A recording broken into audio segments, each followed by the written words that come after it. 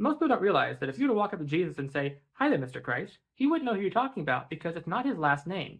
They didn't have last names as such back then, and so what they used were descriptors. So you would say Jesus from Nazareth, but you wouldn't say, "Hey there, Mr. Nazareth," because it's not a last name, it's just a place you come from.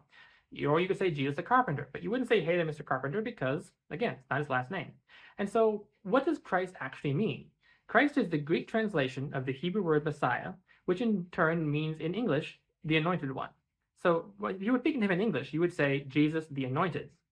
What's interesting about that, and we're going to have some fun with this, is actually there was a lot of other people who were also anointed in the Old Testament. For example, every high priest. Aaron was anointed by Moses to be the high priest. At that moment, he became Aaron the anointed, or Aaron the Messiah, or Aaron the Christ, if we're using it in Greek.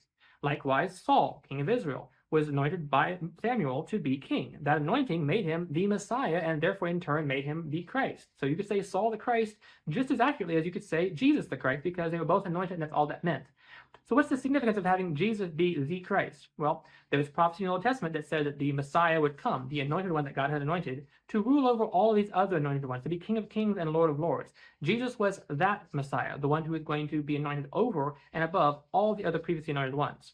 So Jesus the Messiah, Jesus the Christ, was a significant title, but it was not a unique title in the sense that he was the only one who had ever been anointed. He was going to be anointed to be the highest anointing of any of them all. So Jesus the Christ, not a last name, but it's a really cool title.